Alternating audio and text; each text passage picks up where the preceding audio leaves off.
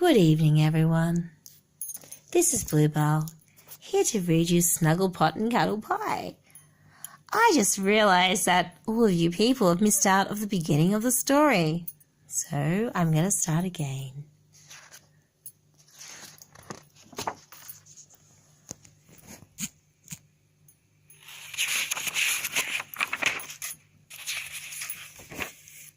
Snugglepot and Cuddlepie.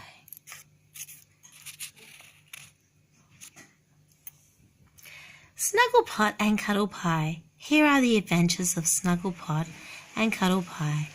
They were foster brothers, and this is how it came about. When Cuddlepie was very small, that is, when he only had been out of the bud a few hours, a great wind arose, and lifting him out of his mother's arms, carried him far across the tops of many trees, and left him in a spider's web. This saved his life, but he nearly lost it, for a short-sighted bird, mistaking him for a grub, was about to eat him. It was going to eat him all up when Nut, beholding, shouted, "Bird, bird!" and the mine snake. The old bird was very frightened and flew away, and then the kind Nut was his father. Here then lived Cuddlepie side by side with Snugglepot, and they grew strong and fat, as you can see them in the pictures. One day, a wise old Kookaburra came to the neighbourhood, and all the blossom nuts crowded in him to speak. He said, "I am old, I have travelled. I have seen humans. Humans are strong as the wind, swift as the river, fierce as the sun. They can scratch one stick upon another, and lo, it will be a bushfire. They love fire. The male human carries it about with him in his skin, and the smoke comes out of his nostrils. They whistle like the birds. They are cruel as a snake. They have many skins, which they take off many times. When all the skins are off, the human looks like a pale frog." Now Snugglepot and Cuddlepie were scared all over to hear all of these things, so they went often to listen to the wise Kookaburra. "These humans," said Mr. Kookaburra, "are as bad as bad. But there must be bad things in this world as well as good, for it would be very awkward for me if there were no snakes to eat." And Mrs. Snugglepot and Cuddlepie thought very much about it all. One day they asked Mr. Bluecap Wren if it were all true. "Quite," said he. "I have some relations living in the Sydney domain, and I know I want to see a human," said Snugglepot. "In the distance," said Snugglepie. "Humans, they say, in the Sydney domain." The journey begins. Time for another story. The journey begins.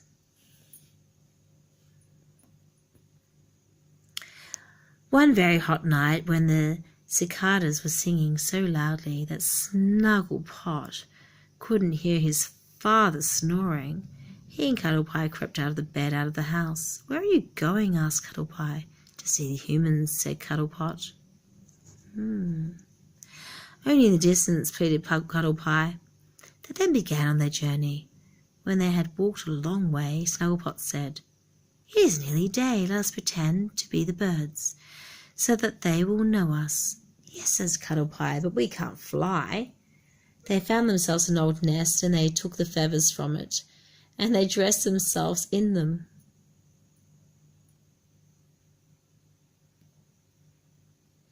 When the sun rose, they were far from home. In the little home, the kind father and mother and the little baby brother had looked out all night, but into the darkness. But Snugglepot and Cuddlepie were far away, and no one had known them at all. But all who passed by them said, "What strange birds they are," because they disguised themselves with those feathers. Look at them. But Cuddlepie had chuckled in his neck too. All day he had walked on the busy high road to see them. In the picture, Snugglepot is leaning out of the nut, helping himself to a bun. It is a grassroot bun. But at last it grew dark, and being very tired, they went to sleep in a burrow in a hollow tree.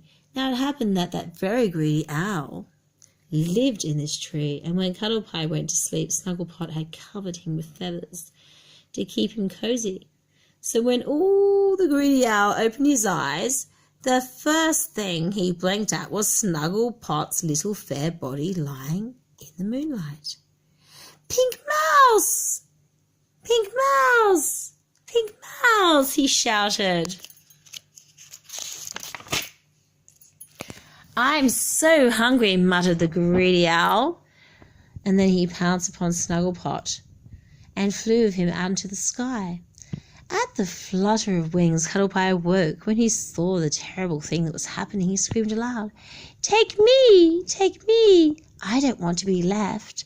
I'd rather be eaten than be left with...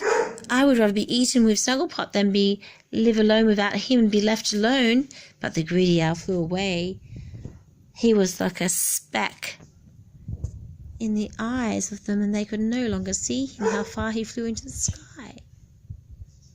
Now the greedy owl had a greedy wife, and in his haste to get the pink mouse out of her way, he had not noticed he was carrying a gumnut baby, and not a pink mouse at all. When he saw his mistake, he was so shocked that he let Snugglepot fall down, down, down, down, down. He tumbled right through the window into the ant's house. A tired night nurse saw him coming, but before he could do anything, he had crashed in and killed several babies. This was a blessing for Snugglepot, for Snugglepot was sadly hard on the baby ants. "I'm so sorry," said Snugglepot. "It can't be helped," said the nurse. Ooh. How beautiful it is to be so sensitive that we do not even want to crush a single ant. And tomorrow we will continue with Kind Mrs. Fantail. What a beautiful novel. See you all tomorrow, people. Thank you, kind listeners. This is Bluebell. Good night, everyone.